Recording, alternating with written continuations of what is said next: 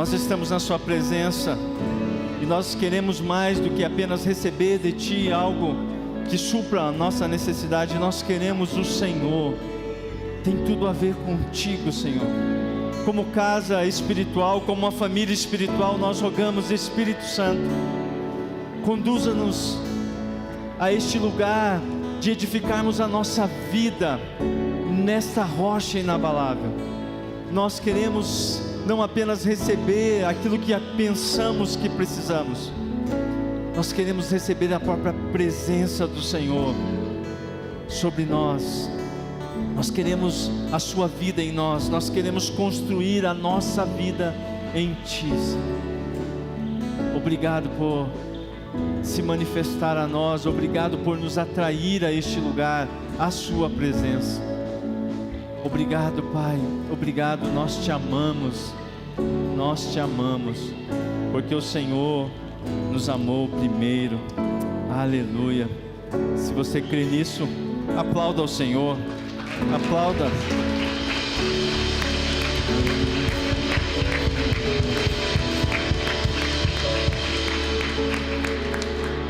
Aleluia. Boa tarde. Glória a Deus. Está feliz de estar aqui? Amém. Estou imensamente feliz de estar aqui hoje, diante daquilo que Deus tem feito. Hoje pela manhã tivemos um tempo precioso aqui como igreja, e é tão bom ver você aqui. Que bom ver você aqui, Carlão, né? Ver cada um de vocês aqui, para a gente receber juntos. O Senhor tem falado ao nosso coração nesse ano de raízes profundas no amor. Você sabe o tema desse ano, né? Não esqueça o tema desse ano, Michel. Raízes profundas no amor. E dentro dessa dinâmica de construir isso é um desafio de Deus, é uma convocação de Deus para nós. Não é uma afirmação daquilo que temos de forma completa, mas daquilo que nós buscamos encontrar no Senhor. E o Senhor está profundamente interessado em nos ajudar a chegar neste lugar de raízes profundas no amor dEle. E para isso nós vamos aprender juntos, entender juntos algumas coisas que nos ajudarão a abrir espaço, abrir lugar, dar ocasião para o Senhor construir raízes profundas na minha e na sua vida. Amém? Glória a Deus. Queridos, está aí o título da palavra: não cuide da sua vida, né? O título é provocativo mesmo, você já vai entender o porquê disso. Porque nós, crescemos a vida toda, a gente cresce ouvindo da mãe, do pai, né? Cuide da sua vida, menino, cuide da sua vida. Está lá o irmão, discutindo com o outro, e está falando: pai, mas olha o que ele fez, olha que ele recebeu e eu não recebi, porque você trata ele assim, e às vezes a gente ouve dos nossos pais: cuide da sua vida, cuide da sua vida. E hoje nós vamos entender, será que de fato é uma verdade isso, que nós devemos cuidar da nossa vida? Será que a gente é capaz de cuidar da nossa vida? E aí, o que você acha? Amém? Será que nós somos capazes de cuidar da nossa vida? Então vamos lá, vamos ler o texto do Evangelho de Mateus, capítulo 16, versículo 25.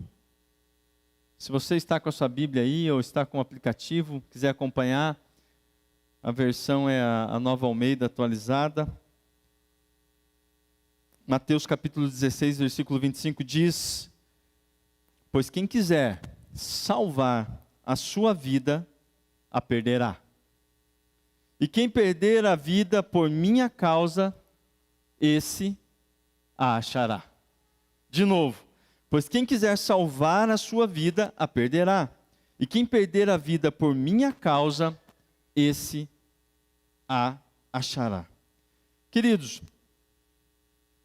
o texto está dizendo salvar a vida. Você diz: pastor, salvar a vida e cuidar da vida não é a mesma coisa. De fato, não é. Nós vamos entender um pouco sobre isso. Mas Jesus está dizendo uma declaração, está fazendo uma declaração forte, desafiadora, confrontadora para aquele público que primeiro a ouviu e é confrontadora para nós até hoje. Porque o cuidar da nossa vida, o senso de autopreservação é um dos sentimentos mais naturais e mais automáticos que a gente manifesta.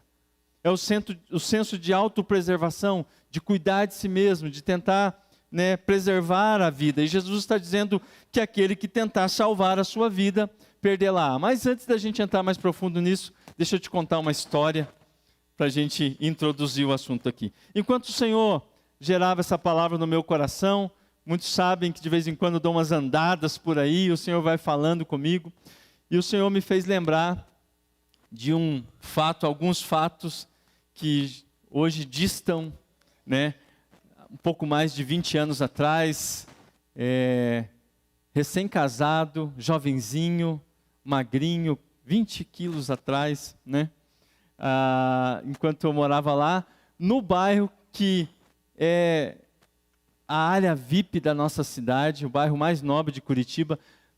Para a tristeza do pastor Sérgio, não é o Boqueirão, a área nobre de Curitiba é o nosso querido e amado Sítio Louco, o Sítio Cercado. Bom, só o Gui entendeu, O Gui sabe, o Gui é nativo lá. E é onde eu morava, logo que eu casei, eu morei primeiro ano ali de casamento numa casa nos fundos lá no terreno do meu pai, depois eu me mudei para o apartamento, que eu sempre brinco que é a área mais nobre do Sítio Cercado, ali a esquina da Isaac Ferreira com a Tijucas do Sul, é o Encontro das Marechais ali no Sítio Cercado, e eu morava naquele ambiente, e foi logo que a gente mudou para lá, o apartamento era ocupado antes pela minha cunhada, e a gente começou a morar ali, e logo, querido, a gente já conheceu a boa e vizinhança Sítio Louco. Demorou muito, à tarde, de repente, alguns gritos, batidas em janela, palavrões, e aquele forfé, e aquela loucurada toda, e a gente vai para a janela e o quê? E está lá, o que eu viria a conhecer depois, o meu amado vizinho. Eu não vou citar o nome dele aqui, porque vai que ele escuta no YouTube e me processa, Diego? Mas eu vou dar uma dica para você que é bom de Bíblia. O nome dele era um dos 2 filhos de Abraão. É um dos 2 filhos. E pelo comportamento dele você vai saber qual é. Amém? Estão combinados assim? Um dos filhos de Abraão. Está aí a dica. Então, a gente assustado, o que está acontecendo? E aquela brigaiada toda, eu comentei com meu cunhado, acho que na outra semana, e ele me disse assim, poxa, você não sabe da metade. Isso aí, infelizmente, é muito corriqueiro. Acontece muito, ele bebe, aí a esposa briga com ele, não quer deixar ele entrar em casa, ele fica xingando, batendo lá na porta, já quebrou várias vezes a porta do bloco do condomínio, e é aquele forfé todo, e aquela brigaiada. E aí no começo eu ficava intrigado, ficava irado com aquilo. Teve vezes eu estava lembrando disso, comecei a rir sozinho. Eu falava para Jojo, eu vou descer lá e vou acertar o ponto desse camarada, vou discipular ele aqui com amor e misericórdia, Todo valentinho, querido, 50 e poucos quilos, Assim, um grilo.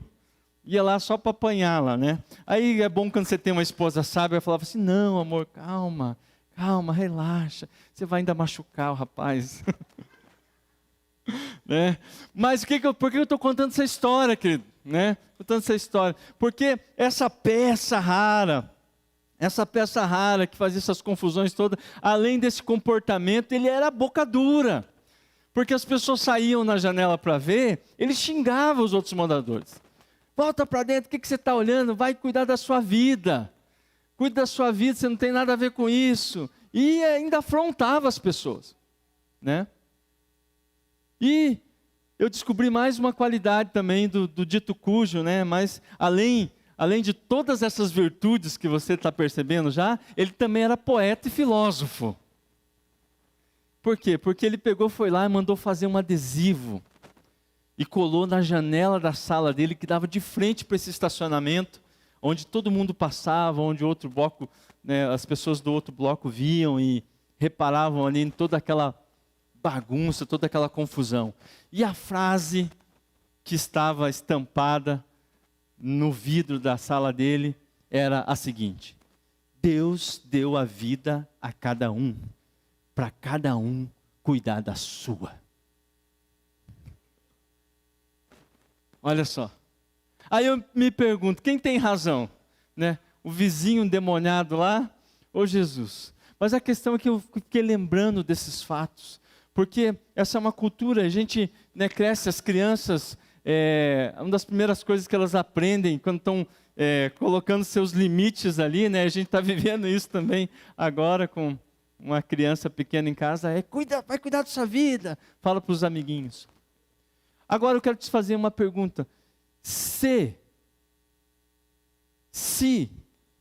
essa declaração, cuidar da própria vida, tiver a ver com nós assumirmos a responsabilidade pelas nossas falhas, antes de começar a reparar nas falhas dos outros, como diz o texto bíblico, antes de tirar o cisco do olho do teu irmão, então tire a trave que está primeiro no seu olho. Infelizmente a gente tem que dar o braço a torcer, que o vizinho lá, o filho de Belial, tem razão. Cada um deve cuidar da sua vida, cuida da sua vida. O interessante, querido, que tem uma passagem bíblica que ela é chocante para a nossa mente religiosa. Você sabe a história de Pedro, como Pedro seguiu Jesus, ele negou Jesus 3 vezes, mas antes de Jesus subir ao céu, Jesus chama Pedro, restaura o ministério de Pedro. Coisa linda, gente. Né? A nossa igreja, né, muito do nascimento dessa igreja está fundamentado nessa passagem bíblica em que Jesus chama Pedro, o discípulo que falhou, o discípulo que ramelou, o discípulo que falou que ia fazer e não fez, e Jesus demonstra amor, Jesus demonstra compaixão, e mais do que isso, Jesus chama ele para o ministério de novo. E é tremendo: Pedro, tu me amas e eu te amo, e Jesus fala: apacenta as minhas ovelhas. Gente, se terminasse aí, seria uma história maravilhosa, mas Pedro é muito parecido com a gente, né? Sabe aquela oportunidade que a gente perde de manter a boca fechada? Sabe? Né? Só acontece com você. Sei que só acontece comigo e não com você, aliás. Mas Pedro, ele era campeão em perder a oportunidade de ficar quieto, ou seja, depois daquele momento lindo, de repente Jesus caminhando com Pedro ali, aparece quem? João, o apóstolo, né? Autodenominado apóstolo a quem Jesus amava, ele adorava, né, afirmar isso sempre. Aparece João e Pedro, então, vira-se para Jesus e fala assim: e quanto a ele? O que vai acontecer com ele? E a resposta de Jesus é: não te interessa. Ou outra forma de dizer: cuide da sua vida. Mas aqui Jesus está falando sobre outra coisa.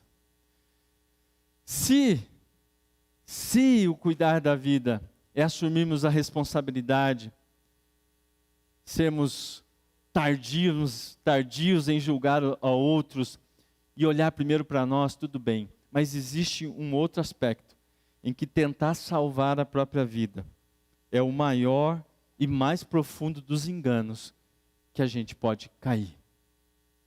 Mais profundo dos enganos. E sabe qual é o problema, queridos?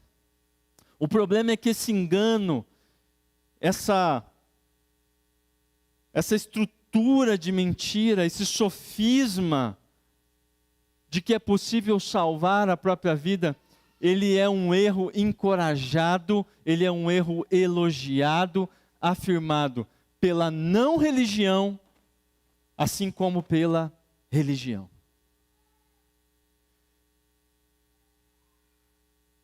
Salvar a própria vida é aquilo que Adão e Eva tentaram fazer lá no paraíso. Tomar o controle, seremos como Deus, teremos conhecimento do bem e do mal, como o Osmar muito bem ministrou aqui há 2 domingos. Eles entraram num lugar de engano, eles tinham a presença do próprio Deus, e aí aquele texto que diz que eles viram, a Eva viu a árvore, que era boa, que era bonita, e desejável para dar entendimento, como alguém que tem o próprio Deus visitando todo dia, falando com ele todo dia, vai achar que tem entendimento de uma árvore que seja melhor do que Deus, porque é um engano, o engano da autojustificação. E para a gente viver raízes profundas no amor, para a gente crescer naquilo que Deus está nos propondo, daquilo que Deus está apresentando para nós, nós precisamos entender e desmascarar esse engano na nossa vida, aonde nós estamos tentando salvar a nossa vida. Porque o engano, querido, o engano é o encontro de uma mentira exterior com uma ignorância ou uma ilusão interior. Eu vou repetir, você que está anotando aí. O engano é o encontro de uma mentira exterior com uma ignorância ou uma ilusão interior. Enquanto a pastora Lu ministrava aqui hoje, esse ano, no primeiro culto do ano, uma palavra muito poderosa, recomendo você ouvir. Um dos pontos da mensagem era: não se deixem enganar. E aquilo na hora o Espírito Santo capturou meu coração e começou a falar comigo a respeito disso, porque ninguém, querido, quer ser enganado. Ninguém sai de manhã, acorda de manhã dizendo assim: hoje eu não sei muito bem o que fazer, acho que eu vou ser enganado por alguém. Acho que hoje eu vou cair num golpe, acho que eu vou cair em alguma cilada. Então quando o texto diz, ele não diz assim: não se enganem, nunca se enganem, não sejam enganados. Ele diz: não se deixem enganar. Isso significa, querido, que nós não podemos impedir que mintam para nós. É impossível a gente controlar isso. A gente não pode, a gente não tem condição de dizer: olha, a partir de agora ninguém mais mente para mim. A partir de agora nenhum tipo de engano vai chegar aos meus ouvidos. A gente não pode controlar isso. Mas o que a Bíblia está dizendo é que nós podemos, assim como nós não podemos controlar o lado de fora, nós temos condição, por meio da palavra, do Espírito Santo, do relacionamento com Deus, de trabalhar o lado de dentro. Porque o engano, ele é a junção dessa mentira exterior com uma ignorância ou com uma ilusão interna. E é aqui que nós precisamos entender: será que eu estou tentando salvar a minha própria vida? Porque essa não é uma questão tão simples e tão fácil de diagnosticar assim. E se eu perguntar aqui nesse ambiente, para cada 10 em cada 10 pessoas vão dizer: não, eu não acredito que eu possa salvar a minha vida. Mas então por que Jesus está alertando a gente a respeito disso? Porque Jesus está dizendo, está de uma maneira muito amorosa. Eu sinto verdade, confronto nessas palavras de Jesus, mas eu sinto muito amor aqui. Ele está dizendo: olha, entenda, quem tentar salvar a própria vida, vai perdê-la. Mas quem perder, quem abrir mão por minha causa, diga causa, encontrará. Então, queridos, nós tentamos salvar a nossa vida de maneiras muito sutis, de forma muito lenta e progressiva, entendimentos, verdades, ou melhor dizendo, mentiras vão se estabelecendo no nosso coração, e nós passamos a acreditar que existem coisas que podem dar a nós, ou podem proporcionar a nós aquilo que só o Senhor pode. Isso é muito sutil e às vezes acontece que nós estamos lá fora e a gente foi doutrinado. Queridos, não existe cultura isenta. Nós crescemos em qualquer ambiente que você tenha crescido, existem ali uma cultura que te ensinou aquilo pelo qual você deve lutar, aquilo que é importante, aquilo que não é importante, aquilo que tem valor, aquilo que não tem valor. E a gente carrega essa bagagem cultural, espiritual, e a gente raramente questiona isso. Mas esse ambiente aqui, o ambiente de raízes profundas no amor, Deus quer nos ensinar. Deus quer nos ensinar a questionar isso, para quebrar enganos, para quebrar ilusões, ou até mesmo ignorância. Porque ignorância, querido, não é o comportamento do vizinho que eu contei lá. A gente às vezes fala, né, um ignorante.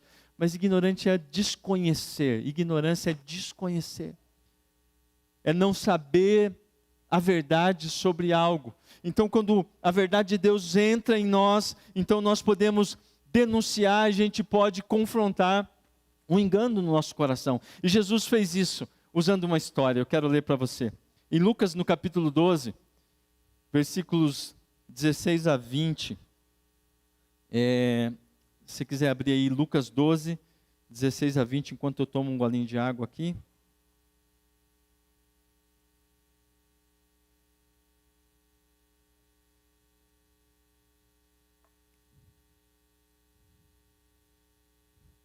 E Jesus lhes contou ainda uma parábola, dizendo: o campo de um homem rico produziu com abundância. Então ele começou a pensar: que farei? Pois não tenho onde armazenar minha colheita. Até que disse: já sei, destruirei os meus celeiros, construirei outros maiores, e aí armazenarei todo o meu produto e todos os meus bens. Então direi à minha alma: você tem em depósito muitos bens para muitos anos, descanse, coma, beba e aproveite a vida.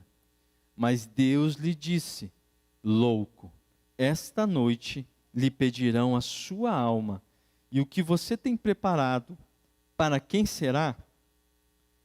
Já bem, o que Jesus chamou de loucura, hoje nós chamamos de virtude. O que Jesus chamou de loucura, a gente chama de mindset de sucesso. O que Jesus chamou de loucura, a gente chama de visão empreendedora. O que Jesus chamou de loucura, nós chamamos de planejamento estratégico. É sobre isso que eu quero falar com você. É sobre isso.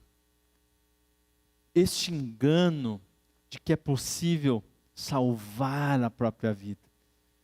E a gente vai ter que entender aqui o que significa salvação na palavra de Deus, para poder compreender o que Deus está nos falando. E digo mais, Deus não tem nada contra visão empreendedora, Deus não tem nada contra planejamento estratégico, Deus não tem nada contra essas coisas. O problema é quando nós começamos a acreditar que isso ou qualquer outra coisa é capaz de dar segurança, de nos trazer salvação. Queridos, eu não sei o que você aprendeu ou como você aprendeu a respeito de salvação, mas em geral, nós os cristãos, nós pensamos em salvação a respeito apenas de eternidade. É para onde eu vou no pós-morte, ou como diriam os antigos, no porvir, né? Aonde estarei no porvir? Eu vou para o céu ou não vou para o céu? Então, ser salvo é uma certeza de para onde eu vou depois. Mas a palavra mais usada para salvação no Novo Testamento é a palavra sozo. É uma palavra grega que tem um significado bem mais profundo. Essa palavra sozo significa salvação, mas também significa cura, libertação, preservação, tornar-se completo. A palavra sozo é usada 110 vezes no Novo Testamento. Então, quando a gente olha para a palavra salvação dessa perspectiva, onde eu sou curado, onde eu sou restaurado, onde eu sou liberto, onde há um lugar de preservação, há um lugar onde eu estou tornando-me completo. Salvação é uma obra impossível para que homens possam fazer. Salvação, essa salvação, nós não podemos fazer. Mas a gente tenta. A gente tenta, por meio de tantas coisas, gerar em nós. E olhando para esse texto, a gente poderia tirar tantas coisas. Primeiro, esse homem já era rico. A Bíblia diz que um homem rico produziu com abundância. Então começou a pensar: que farei, pois não tenho onde armazenar? Até que disse: já sei. Então no versículo 19 ele diz: então direi à minha alma. Queridos, a gente pensa que esse texto está falando sobre bens, sobre colheita, sobre grãos, mas ele está falando sobre confiança. A palavra de Deus diz que nós somos salvos nós somos salvos pela graça mediante a fé. Mas a fé é outra palavra que a gente não compreende também. Pelo menos não no seu sentido mais profundo. A gente pensa que essa fé é o conjunto das nossas crenças. É o conjunto de informações que a gente tem sobre essa religião chamada cristianismo. É a minha fé, essa é a minha fé. Mas fé é essencialmente confiança, no final das contas, em quem e no que eu de fato confio. Então, quando a Bíblia fala que nós somos salvos pela graça de Deus, mediante a fé, essa confiança irrestrita em Deus.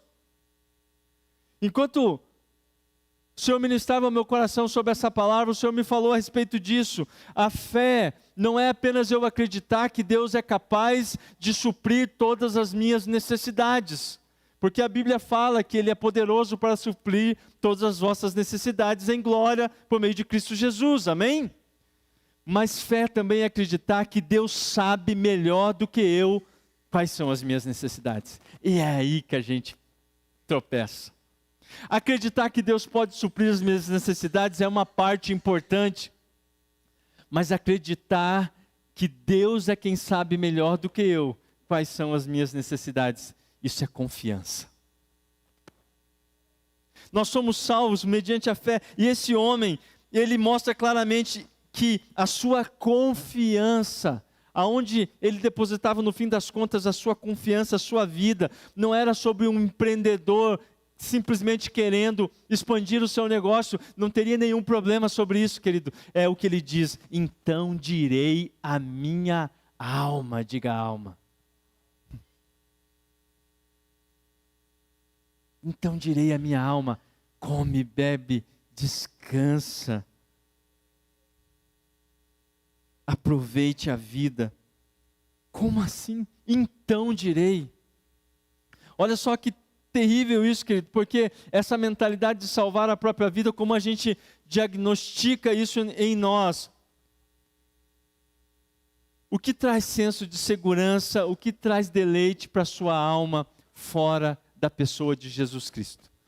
Quais são as coisas que você diz assim, quando isso acontecer, então eu direi a minha alma. Às vezes a gente não diz dessa forma, mas a gente está seguindo o mesmo caminho. Quando aquela promoção no emprego acontecer, aí sim, então direi. Quando o emprego chegar, aí sim eu direi. Quando aquele relacionamento amoroso finalmente se concretizar, aí sim. Você percebe que uma pessoa que está tentando salvar a vida é alguém que está tirando de Deus a prerrogativa de ser resposta, está colocando em qualquer outro lugar. E o terrível disso é que quem está tentando salvar a própria vida, e é o que Jesus diz, por que a perderá? Porque a tentativa de salvar a vida sempre está jogando para o depois, sempre está lançando para o daqui a pouco, nunca se satisfaz no hoje. E quando nós olhamos para a Bíblia diz, esse é o dia que o Senhor fez, alegremo-nos e exultemos nele. Querido, alegria é a marca de quem não está tentando salvar a própria vida.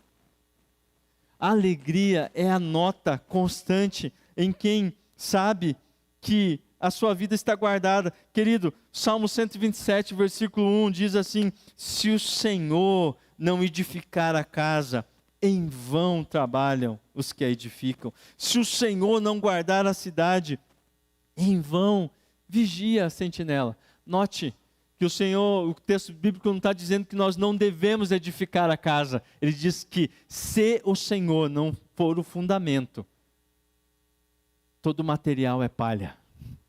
Se o Senhor não for o protetor, todo o esforço de vigilância é pouco. E a gente vai lentamente, sutilmente caindo nessa armadilha de tentar salvar a própria vida, de garantir segurança, de garantir descanso para a alma por meio de outras coisas que não são Jesus. Em 1 Coríntios, capítulo 3, versículo 11, o apóstolo Paulo diz assim, porque ninguém pode lançar outro fundamento além do que foi posto, o qual é Jesus Cristo. E em Atos capítulo 4, versículo 11 e 12, diz assim: este Jesus é a pedra que vocês, os construtores, rejeitaram, mas ele veio a ser a pedra angular, e não há salvação em nenhum outro, porque debaixo do céu não existe nenhum outro nome dado entre os homens, pelo qual importa que sejamos salvos. Não cuide mais da sua vida, querido. Não tente salvar a sua vida. Pare comigo aqui. E como eu sempre tenho dito, mensagens como essa, não somos nós dizendo o que você simplesmente tem que fazer. Eu lido com essas coisas também. Preocupações, ansiedades, medos, que roubam muitas vezes o meu coração, me fazem perder Jesus de vida, me fazem perder a vida, enquanto estou tentando ganhar, enquanto estou tentando resolver, enquanto estou me preocupando, a vida está passando, a vida está esvaindo, e eu preciso entrar num lugar de arrependimento. Então a gente está todo junto, amém? Não é um lugar de julgamento, é um lugar de ensinamento, é um lugar de revelação. Agora, então você pode dizer: pastor, eu lido com isso, eu sei que todo mundo, a maior parte das pessoas lidam. Agora você está dizendo que você lida também. Então larguemos os betes, como diz o texto de Eclesiastes, capítulo 1, né? Larguemos os betes espirituais e vamos viver a nossa vida. É assim que as coisas são, é assim que a vida é. Para que ficar lutando, para que ficar insistindo, se parece que é um problema sem solução? Por que deveríamos tentar lutar contra uma tendência tão natural? Por que nós deveríamos tentar resistir a algo que parece que é tão intrínseco à nossa natureza, à nossa condição humana? Mas se nós olharmos para o que Jesus disse, ele diz: mas aquele que perder a sua vida por minha causa, diga causa. A causa de Jesus, querido. A causa de Jesus, na causa de Jesus está a nossa salvação. Na causa de Jesus é o amor do Pai. A Bíblia diz em João 3,16, porque Deus amou o mundo de tal maneira que deu o seu único Filho, para que todo aquele que nele crê não pereça, mas tenha vida eterna. O nome pelo qual importa que sejamos salvos é o nome que tem uma causa de amor. E queridos, não adianta a gente tentar fugir dessa batalha, porque a gente se cansa dela. Essa opressão, essa vida que vai se extinguindo, quando nós tentamos salvá-la, nós não conseguimos se acostumar com isso. A gente não consegue ficar passivo diante disso. Nós pensamos em salvação como a mudança das nossas circunstâncias. E Deus muda as circunstâncias, amém? Quantas pessoas aqui já tiveram intervenções de Deus na sua vida, de circunstâncias? Você pode dizer um amém? Deus é um Pai que intervém em circunstâncias, mas Ele tem muito mais para nos dar.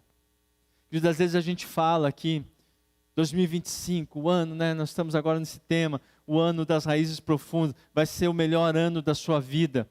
Amém, querido? Porque todo tempo que é dedicado a conhecer mais a Deus, certamente é a melhor opção que nós fazemos, será sim o melhor ano da sua vida, amém? No entanto, entretanto, todavia, às vezes as circunstâncias que você vai passar esse ano não vão comunicar isso para você. Desculpa a minha sinceridade, mas talvez do ponto de vista da percepção, do ponto de vista do conforto, não seja o melhor ano da sua vida.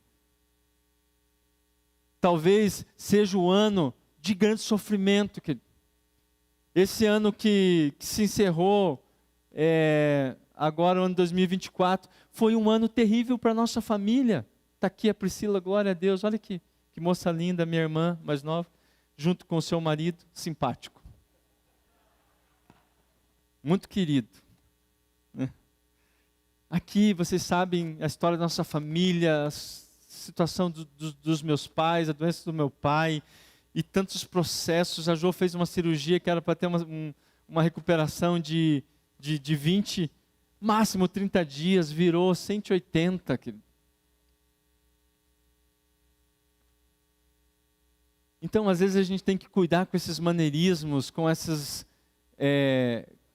triunfalismos. Será o melhor ano? Sim, será o melhor ano, mas talvez não da perspectiva que você espera, talvez não da perspectiva que você formatou na sua mente do que é uma vida abençoada. Talvez para operar salvação, e a gente vai entender aqui depois, um pouco mais adiante, para operar salvação na nossa vida, muita coisa tem que ser abalada em nós, e às vezes é desconfortável e dói. E eu não quero com isso aqui minimizar a dor de ninguém, porque talvez você esteja num momento agora em que sentir alegria é muito difícil mesmo, e tudo bem. E tudo bem. Mas isso não significa que Deus não esteja operando salvação em você. Você pode dar uma glória a Deus por isso? Nós tentamos salvar a nossa vida, tentando garantir pelo nosso esforço que a nossa vida seja completa, querido. E a gente cobre um lado e a gente descobre outro. Tem um texto no Antigo Testamento, um dos profetas, não lembro agora, mas uma mensagem poderosa, quando o profeta diz à nação de Israel: vocês estão afastados e alienados de Deus, e sabe o que está acontecendo? E ele usa uma metáfora, ele fala bem assim: a cama é estreita e o cobertor é curto. Você cobre a cabeça, você descobre o pé, você cobre o pé, você descobre a cabeça. Querido, aonde Deus não é o centro, qualquer recurso sempre é insuficiente. A gente avança no profissional, o familiar começa a perecer. A gente investe no familiar, de repente a saúde não está bem. A gente investe no financeiro, mas daqui a pouco o emocional. Nós não conseguimos sozinhos administrar todos os pratos que a gente tem que equilibrar. E a gente se sente sobrecarregado. E a simples tentativa de fazer isso vai fazendo com que a vida se esvaia. A gente quer fugir do sistema opressor e a gente começa a colaborar com ele, porque cada vez que eu coloco a minha esperança em qualquer coisa que não seja Deus, eu me torno um idólatra. Seja um relacionamento, uma profissão, uma carreira profissional, ou até mesmo um ministério, querido, porque ministério, ele precisa ser um resultado do nosso encontro com Deus, um testemunho alegre e jubiloso daquilo que Ele fez graciosamente em nós. Mas as nossas carências podem contaminar até mesmo esse ofício tão lindo que é o ministério, e a gente começa a colocar o nosso senso de importância naquilo que a gente faz, a gente começa a colocar o nosso senso de valor naquilo que a gente faz, e se aquilo é tirado de nós, se isso é abalado, a nossa vida desmorona. Nós estamos tentando salvar a nossa vida com coisas que deveriam ser o testemunho da graciosa salvação de Deus. Quem está me entendendo, diga amém. Mas o Senhor quer nos levar para um lugar, querido, de alegria, de cura. Quando nós pegamos coisas que são em si mesmas boas, porém colocamos elas no lugar de Cristo, elas se tornam malignas. E nós afundamos com elas. Elas não nos sustentam e nós não temos capacidade de sustentá-las. Aquilo que a gente tenta cuidar com tanto esmero, colocar nossa confiança naquilo, no final aquilo não nos sustenta e a gente não consegue sustentar aquilo também. Porque não há salvação em nenhum outro nome dado no céu e na terra, a não ser no nome de Jesus, Cristo nosso Senhor. Tentar salvar a vida, querido, pode ser encarado de duas maneiras. Pode ser encarado pela não religião ou pela religião. A não religião é aquele tipo de pessoa que talvez você conheça, que tem um discurso assim: eu não preciso estar numa igreja, eu não preciso estar numa comunidade de fé, eu não preciso ter religião alguma, eu vivo a minha vida aqui, tento viver a minha vida da maneira mais correta possível, eu tento ser um bom cidadão, eu tento, ser uma pessoa certa e tal. Então eu não preciso de nada disso, essa fuga.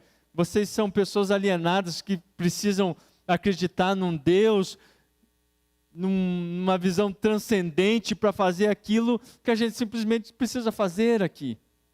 Mas a minha pergunta é, fazer o certo, fazer o bem, baseado em que critério? Hoje nós vemos muito essa expressão, cidadão de bem, né? Mas geralmente o cidadão de bem é a turma que concorda com aquilo que eu penso. E o cidadão que não é de bem é todo o resto que está do outro lado, que é diferente de mim. Esse é o critério, querido. No fim das contas, cidadão de bem, baseado em quê? Baseado na nossa opinião, baseado na conveniência das nossas opiniões e às vezes até daquele simples momento. Então esse é o engano da não religião, eu posso viver, eu não preciso de Deus, alguém que está tentando salvar a própria vida, mas querido, é só uma questão de tempo e esse castelo de areia, ele vai desmoronar. Mas tem gente do outra ponta, querido, que fala assim, não, quem sou eu? É o tipo de pessoa que assim como nós coloca o adesivo no carro, eu sem Deus não sou ninguém. Só que por trás, às vezes, dessa atitude aparentemente piedosa, está um sentimento de, eu só preciso saber qual é a regra do jogo, eu só preciso cumprir exatamente o que está ali, e eu vou me habilitar para ser abençoado por esse Deus, e está tudo certo. No fundo, querido, é uma outra face da mesma estratégia. A gente mesmo tentando salvar a própria vida. Se alguém tenta, por meio da sua filosofia, dos seus bons princípios, do seu esforço moral, do outro lado a gente pode estar tentando, por meio da obediência à Bíblia, por meio da obediência aos princípios, chegar num lugar para dizer, eu enfim conquistei e mereço essa salvação.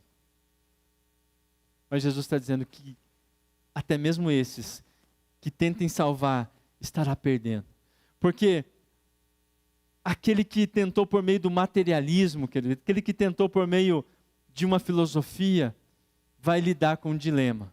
O sentimento de que tudo que eu conquistei, agora eu preciso proteger. E o peso é grande. A pessoa se mata para construir um patrimônio e ela descobre que ter patrimônio dá mais trabalho do que não ter. E aí ele vive na função de um medo de perder aquilo que se conquistou.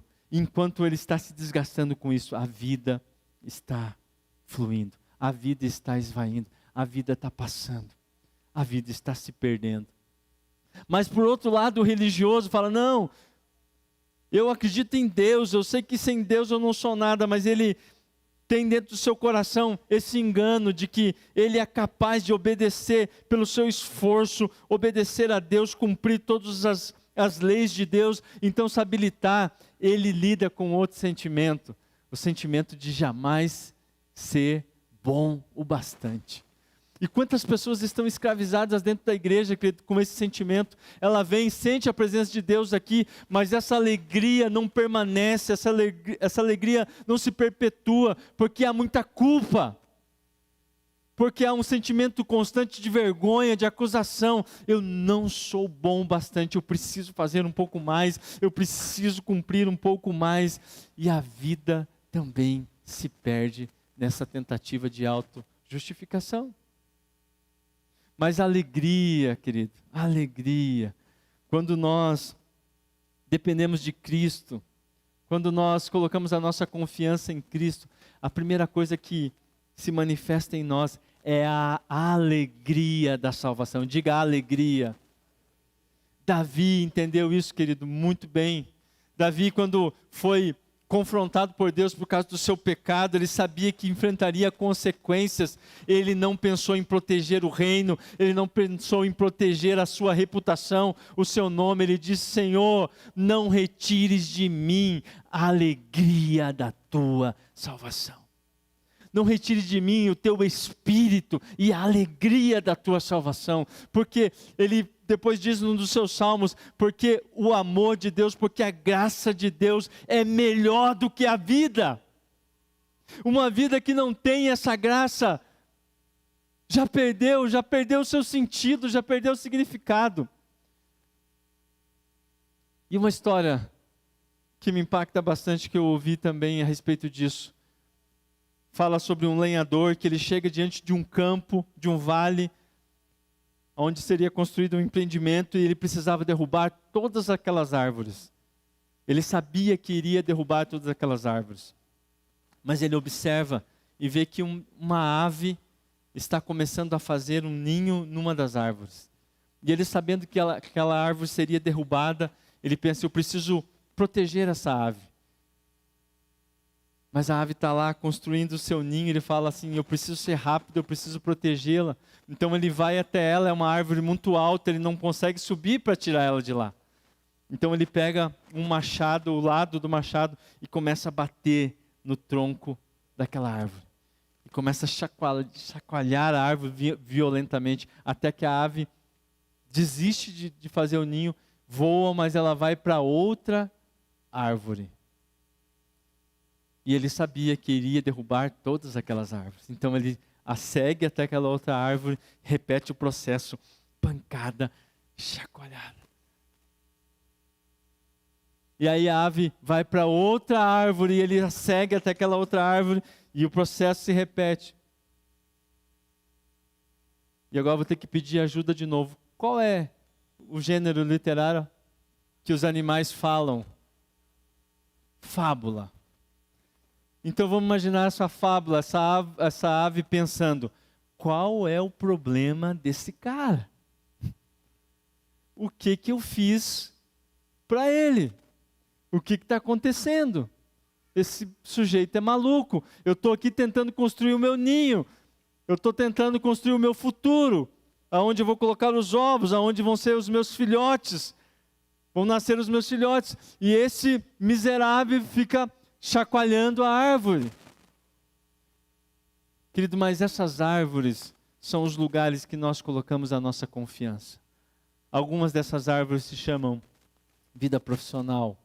Algumas dessas árvores se chamam um ministério, uma vida financeira.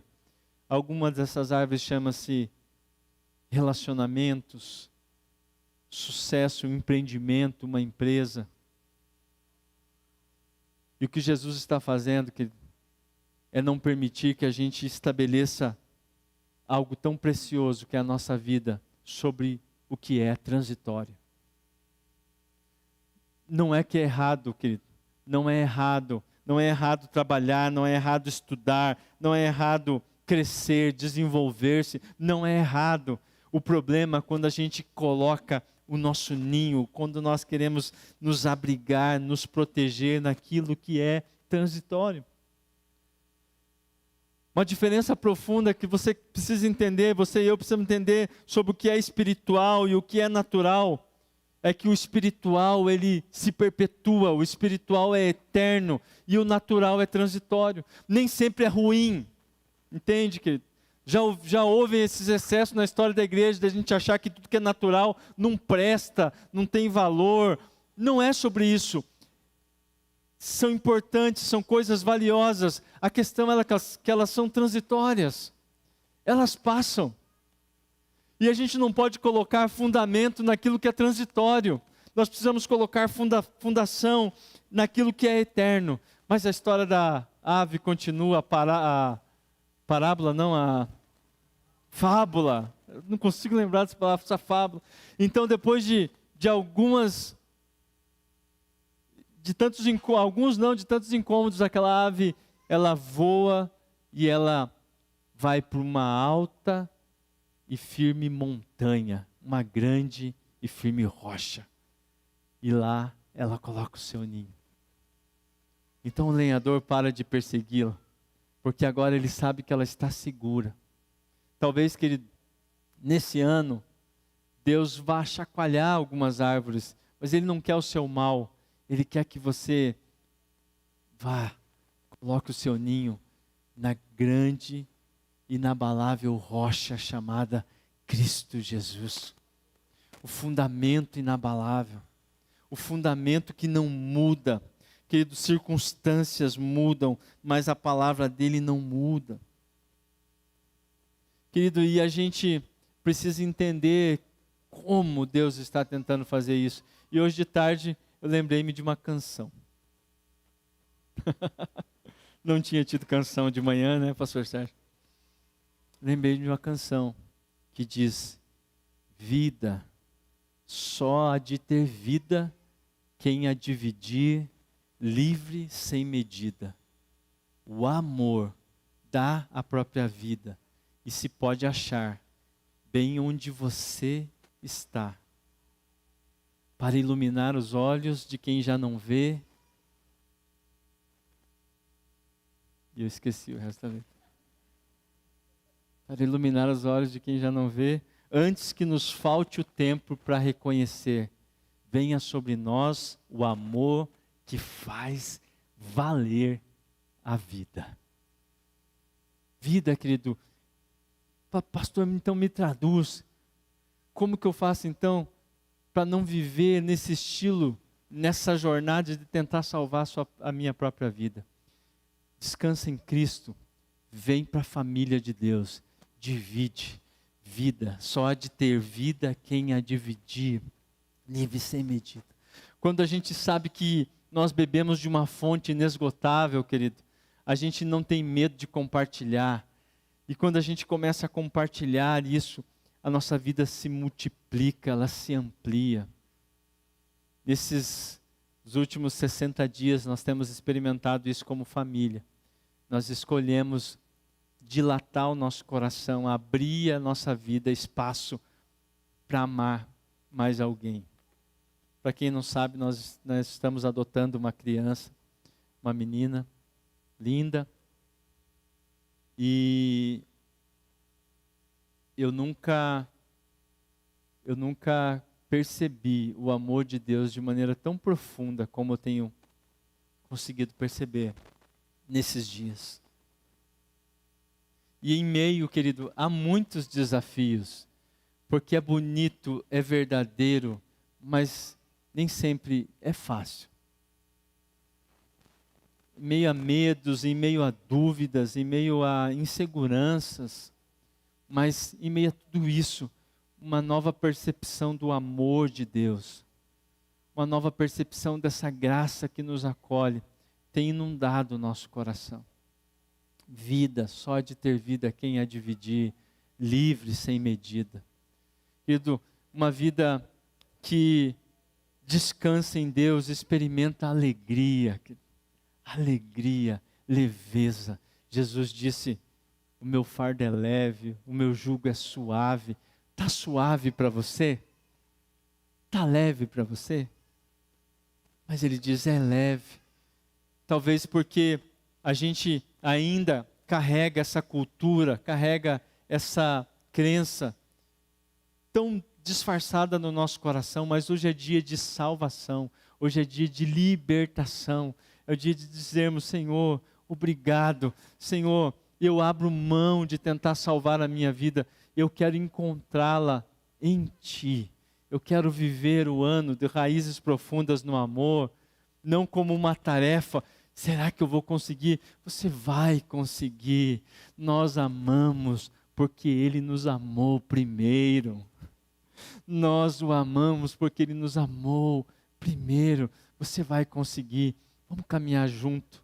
Vamos juntos nessa jornada. Vamos aprender juntos o que é uma vida que descansa em Deus. Uma vida que recebe da salvação que só Jesus pode oferecer. Ele é a rocha inabalável. Ele é o fundamento inabalável. Nós podemos edificar sobre Ele. Nós podemos prosperar sobre Ele. Nós podemos avançar e se desenvolver sobre Ele, sem que a vida pese, sem que a vida se esvaia, sem que a vida seja oprimida pelas essas demandas, pelo medo, pela ansiedade ou pela culpa. Nós podemos crescer. Não será fácil, mas é verdade, é autêntico, é real, é vida, é poder de Deus.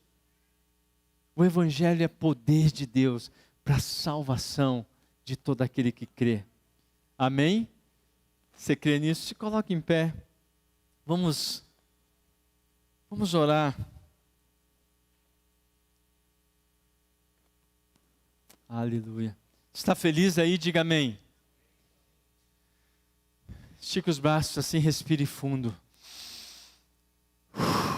Solta. Liberdade. O Espírito Santo tem falado conosco, com o presbitério dessa casa. É tempo de leveza, é tempo de liberdade. Todo tipo de opressão, todo tipo de cobrança humana, de expectativa humana, de expectativa religiosa, nós queremos abandonar, nós queremos abraçar a salvação graciosa de Deus, a tão grande salvação, como diz o apóstolo Pedro, tão grande salvação. É para isso que nós estamos aqui. A gente não veio aqui tentar conseguir por meio da religião aquilo que nós não conseguimos no mundo lá fora. Há um tesouro mais precioso, há uma vida onde a alegria não é um entusiasmo de um momento, a alegria é uma constância, mesmo em meio a lutas.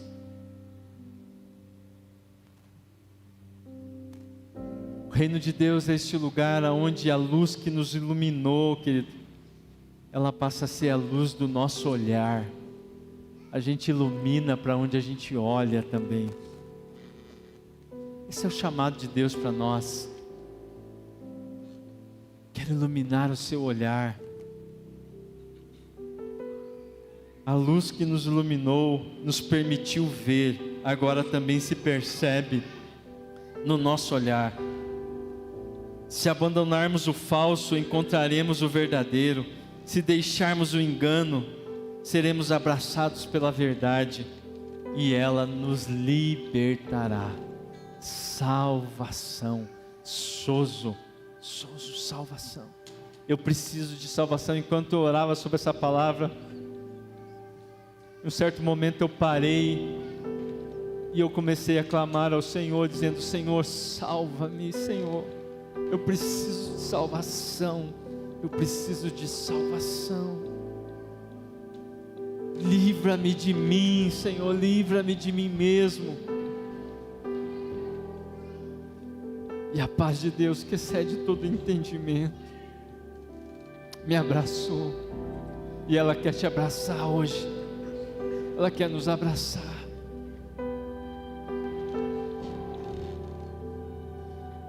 O fruto de justiça, querido, que Deus quer manifestar em nós, ele só tem um solo que ele pode crescer, o solo dessa graça, o solo desse amor, de um amor que se entregou por nós. Só neste solo, o fruto de justiça que eu e você precisamos sim manifestar, desejamos sim manifestar, mas só existe um solo. A graça de Deus é o único solo onde a justiça pode florescer em nós, a mudança, a transformação do caráter, o crescimento, o amadurecimento que nós tanto ansiamos, mas é no solo da graça, é no solo dessa graça, é no solo onde a gente perde a ilusão, mas abraça a verdade, e nós encontramos a vida, vida e mais vida, vida em abundância. E nessa noite, nessa tarde, eu quero fazer um convite a você. Se você está aqui, você quer deixar o fardo pesado para abraçar esta vida, esta salvação, essa salvação gratuita, escandalosa, profunda e restrita. Se você quer deixar um medo para trás, a culpa para trás, e abraçar este lugar onde você é amado e é transformado pela graça de Deus. Se hoje você quer tomar essa decisão, dê um sinal com a sua mão onde você estiver. Eu quero orar por você. Onde você estiver, um sinal com a sua mão.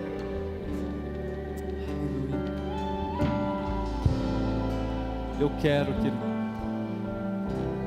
Eu quero essa vida, eu quero essa salvação para mim. Eis-me aqui, Senhor.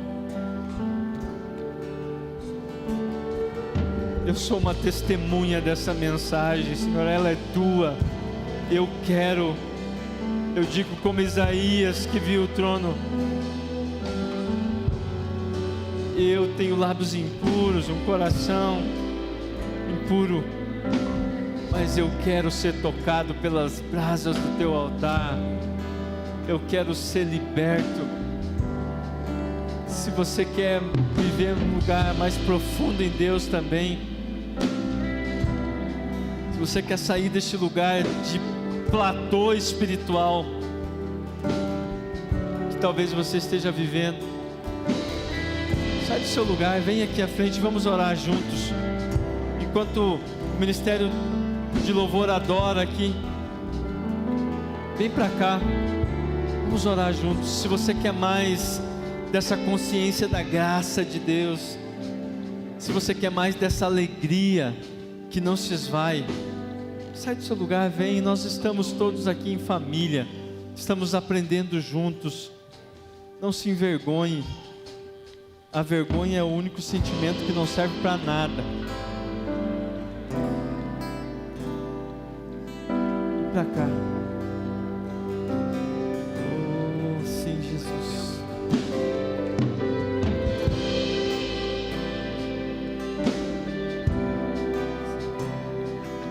Pode chegar mais perto aqui. Pode chegar mais perto.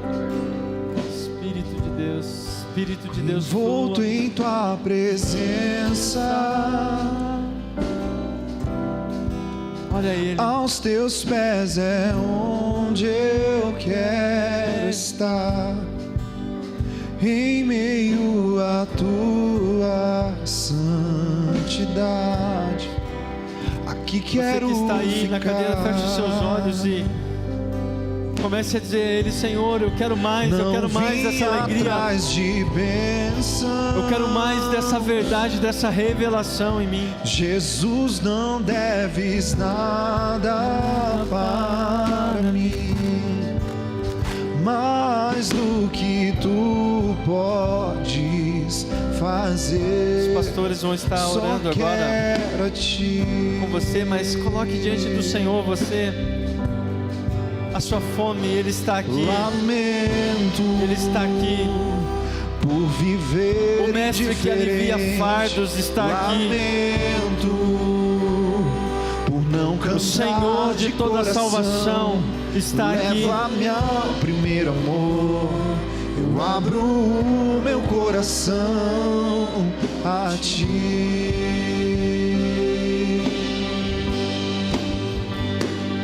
Lamento por viver só pra mim mesmo. Lamento por não ver que és meu sustento. Leva-me ao primeiro amor. Eu abro o meu coração a ti. Envolto em tua presença, aos teus pés é onde eu quero estar, em meio à tua santidade. Aqui quero ficar. Não vim atrás de bênçãos, eu não vim, Jesus. Jesus, não deves nada para mim, mais do que tu podes fazer. Só quero ti.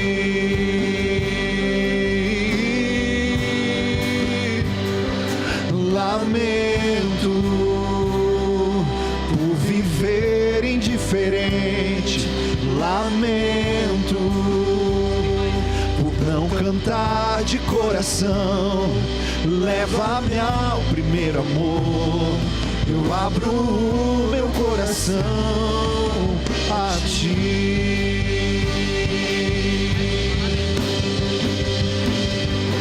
Lamento por viver só pra mim mesmo, lamento por não ver que és meu sustento. Leva-me ao primeiro amor, eu abro o meu coração a ti. Só quero a ti e nada mais,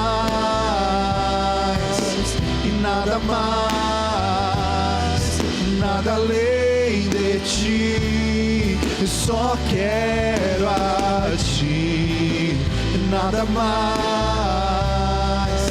e nada mais, nada além de ti. Só quero a ti, e nada mais, e nada mais, nada além de ti. Só quero a ti e nada mais, e nada mais, nada além de ti. Só quero a ti, nada mais, nada mais importa, nada além de ti. Eu só quero a ti, nada mais, e nada mais, nada além de ti.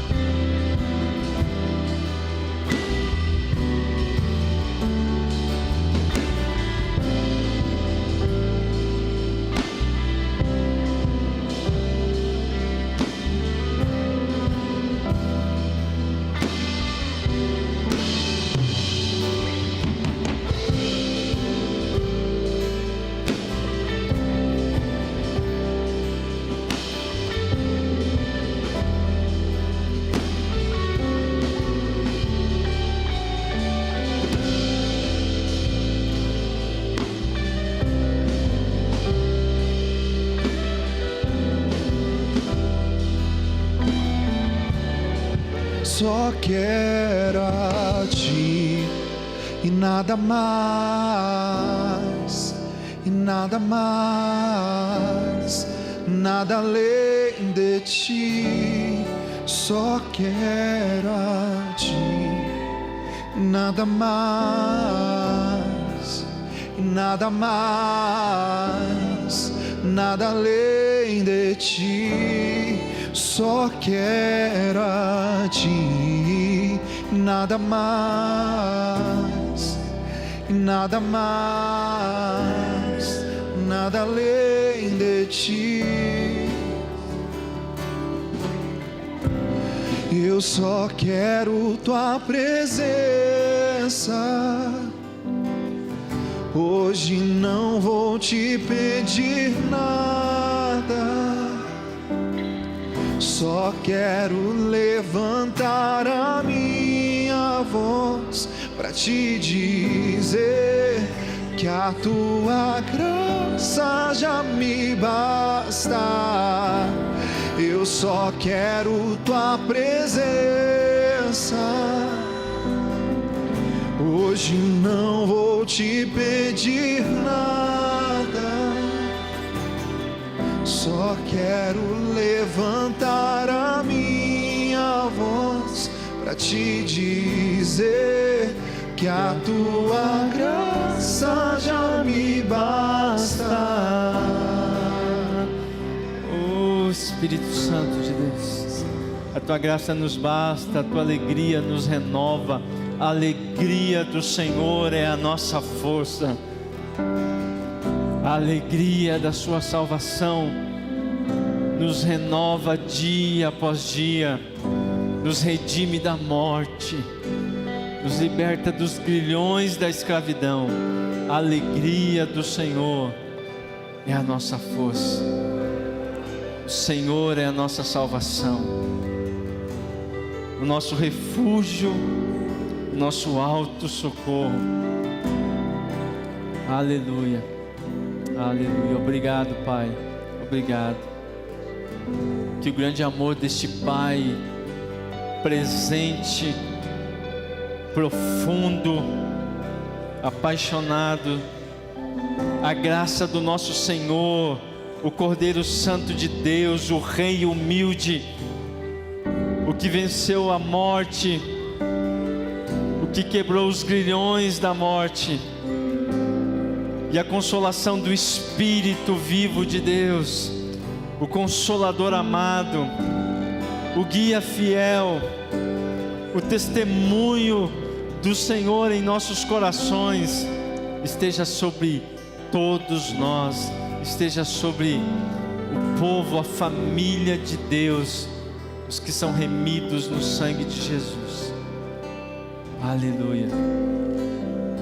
Tenha uma semana cheia da presença, da alegria da salvação do Senhor. Desfrute essa alegria. Quanto mais a gente desfruta, mais ela aumenta. Quanto mais a gente desfruta, mais ela amplia. Desfrute dessa alegria do Senhor. Testemunhe isso para alguém. Testemunhe isso para alguém, e essa alegria também vai se multiplicar. É o que o Senhor tem me permitido viver nesses dias. Um tempo de testemunho, de falar para pessoas que estão fora deste amor. Compartilhe também. Não tenha medo. Não é sobre capacidade de comunicação, é sobre verdade do coração. Testemunhe, e a alegria do Senhor irá se multiplicar ainda mais. Tenha uma semana abençoadíssima no Senhor, e não saia daqui sem abraçar. Deixa eu ver quanta gente deve estar nos 80, sem abraçar 85 pessoas pelo menos. Amém? É neste lugar de comunhão que Deus opera a salvação. Amém? Deus abençoe a sua vida.